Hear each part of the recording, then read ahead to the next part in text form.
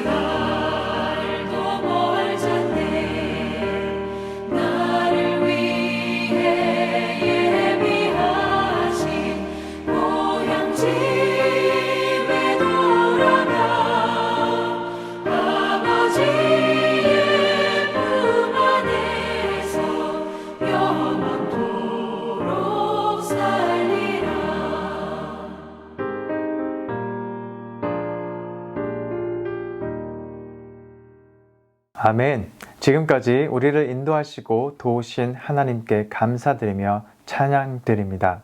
오늘의 말씀은 창세기 45장 1절에서 15절의 말씀 함께 읽겠습니다. 요셉이 시종하는 자들 앞에서 그 정을 억제하지 못하여 소리질러 모든 사람을 자기에게서 물러가라 하고 그 형제들에게 자기를 알리니 그때 그와 함께한 다른 사람이 없었더라. 요셉이 큰 소리로 우니 애굽 사람에게 들리며 바로의 궁중에 들리더라. 요셉이 그 형들에게 이르되 나는 요셉이라. 내 아버지께서 아직 살아계시니까 형들이 그 앞에서 놀라서 대답하지 못하더라. 요셉이 형들에게 이르되 내게로 가까이 오소서. 그들이 가까이 가니 이르되 나는 당신들의 아우 요셉이니 당신들이 애굽에 판 자라.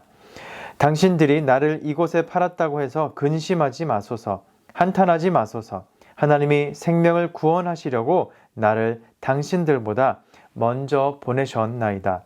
이 땅에 2년 동안 흉년이 들었으나 아직 5년은 밭갈이도 못하고 추수도 못할지라. 하나님이 큰 구원으로 당신들의 생명을 보존하고 당신들의 후손을 세상에 두시려고 나를 당신들보다 먼저 보내셨나니 그런즉 나를 이리로 보낸 이는 당신들이 아니요 하나님이시라. 하나님이 나를 바로에게 아버지로 삼으시고 그 온 집의 주로 삼으시며 애굽 온 땅의 통치자로 삼으셨나이다. 당신들은 속히 아버지께로 올라가서 아뢰기를 아버지의 아들 요셉의 말에 하나님이 나를 애굽 전국의 주로 세우셨으니 지체 말고 내게로 내려오사 아버지의 아들들과 아버지의 손자들과 아버지의 양과 소와 모든 소유가 고센 땅에 머물며 나와 가깝게 하소서. 흉년이 아직 5해가 있으니 내가 거기서 아버지를 봉양하리이다. 아버지와 아버지의 가족과 아버지께 속한 모든 사람에게 부족함이 없도록 하겠나이다. 하더라고 전하소서. 당신들의 눈과 내 아우 베냐민의 눈이 보는 바 당신들에게 이 말을 하는 것은 내 입이라. 당신들은 내가 애굽에서 누리는 영화와 당신들이 본 모든 것을 다 내 아버지께 아뢰고 속히 모시고 내려오소서 하며 자기 아우 베냐민의 목을 안고 우니 베냐민도 요셉의 목을 안고 우니라. 요셉이 또 형들과 입맞추며 안고 우니 형들이 그제서야 요셉과 말하니라. 아멘. 하나님의 말씀입니다. 하나님 말씀에 참 감사합니다. 형들과 아끼는 동생 베냐민을 다시 만나게 된 요셉은 유다의 발언 이후로 이제 주체할 수 없는 그 감정을 터뜨리고 맙니다. 요셉은 처음 형들을 만났을 때부터 그리고 두 번째로 이렇게 만나서 베냐민을 만나고 유다의 말을 듣기까지 점차적으로 그의 감정의 변화를 느낄 수 있으며 이제는 그의 솔직한 감정을 공개하면서 자신이 그 요셉임을 밝히게 되는 것을 우리가 볼 수 있습니다. 그가 요셉임을 알리자 형들은 아무 말도 하지 못했습니다. 그것은 자신들이 종으로 팔고 죽었다고 생각했던 그의 아우가 살아있었음을 믿을 수가 없었기 때문만이 아니고 이제 지도자의 위치 그리고 자신들과의 관계에서 갑의 관계에 있는 요셉이 자신들의 생명을 가지고 결정지을 수 있는 위치와 힘을 가졌기 때문에 두려웠을지도 모르겠습니다. 그러나 요셉은 다시 한번 자신이 형들이 나를 판 자임을 확인시켜주고 있습니다. 그러나 자기가 종으로 팔려서 옥살이를 했고 또 억울한 생활 끝에 이제 하나님께서 지금까지 여기로 자신을 인도하셨고 또 지금의 자리에 있음을 확인시켜주고 있습니다. 그럼으로써 자신을 하나님께서 처음부터 하나님께서 자신과 함께 하셨고 보호하셨고 하나님이 언제나 요셉과 함께 하셨다는 그 하나님 말씀의 기록을 다시 한번 형들에게 그리고 우리에게 확인시켜주고 있는 것을 우리가 보게 됩니다. 이는 또한 아무 말도 하지 못하고 얼어버린 형들에게 안심을 주기 위한 말이기도 하죠. 5절에 보시면 당신들이 나를 이곳에 팔았다고 해서 근심하지 마소서, 한탄하지 마소서. 하나님이 생명을 구원하시려고 나를 당신들보다 먼저 보내셨나이다. 또한 7절에 이어서 하나님이 큰 구원으로 당신들의 생명을 보존하고 당신들의 후손을 세상에 두시려고 나를 당신들보다 먼저 보내셨나니 그리고 이어서 8절에 그런즉 나를 이리로 보낸 이는 당신들이 아니요 하나님이시라.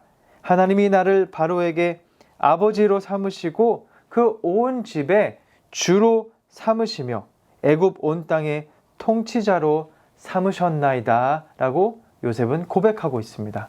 요셉은 이렇게 두 번이나 하나님의 구원 계획으로 말미암아 당신들보다 나를 먼저 보내셨음을 말하고 고백하고 있습니다. 그리고 이는 나를 이곳으로 보낸 이는 당신들이 아니라 당신들이 나를 팔아서 이렇게 온 것이 아니라 바로 생명 보존과 구원의 계획을 가지신 하나님께서 하나님의 섭리였음을 이렇게 말해주고 고백하고 있는 것입니다.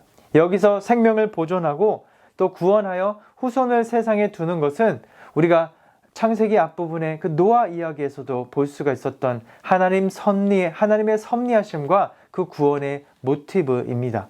그리고 세상에 생명을 보존하는 것을 넘어서 후손을 둔다는 것은 하나님의 그 언약 백성으로서 남은 자를 두시고 계속해서 하나님을 예배하는 세대를 두신다는 그 남은 자 사상에 하나님의 그 구원을 이야기하고 있는 것입니다.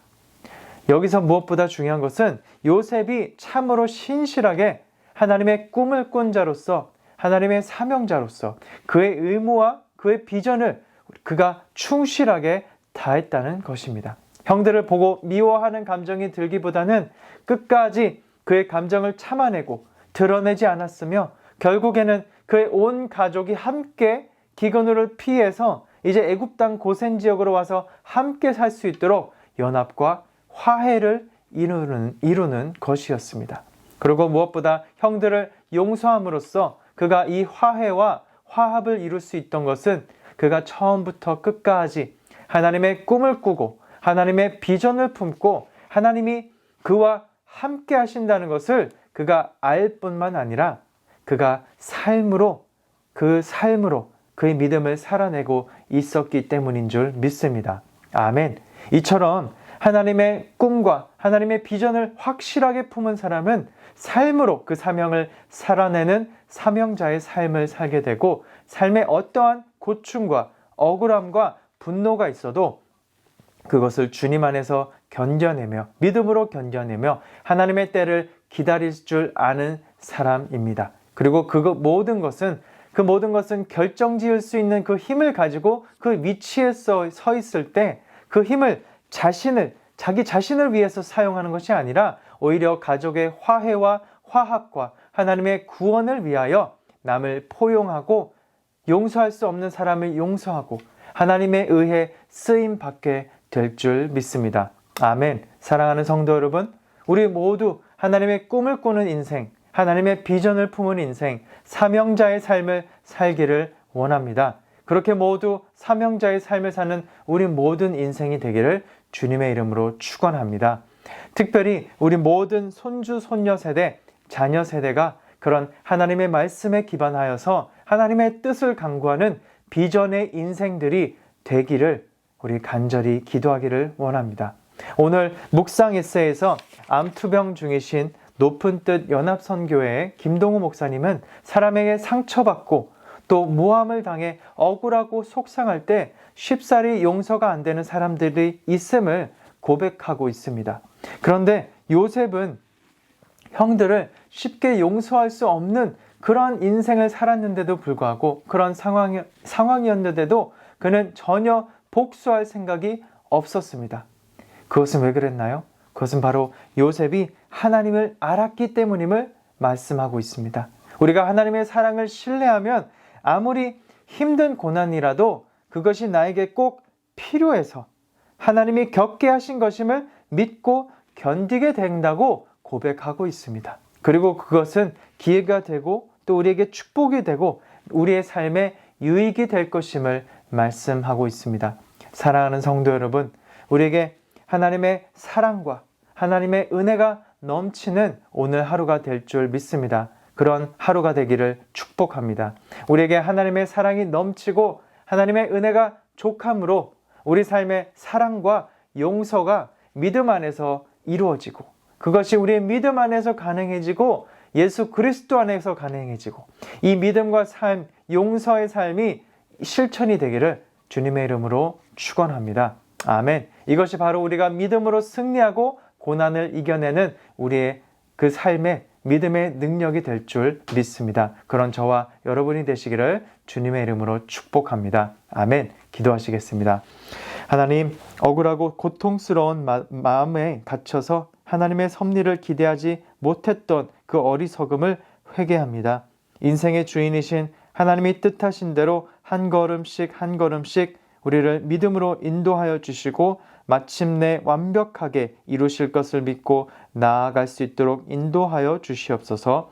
녹록지 않은 그 여정 속에서 겸손히 인내하면서 우리가 끝까지 믿음으로 승리할 수 있도록 해주세요. 인도하여 주시옵소서. 이 모든 말씀 예수님의 이름으로 기도드립니다. 아멘. 오늘도 믿음으로 말씀 안에 승리하시기를 축복합니다. 아멘.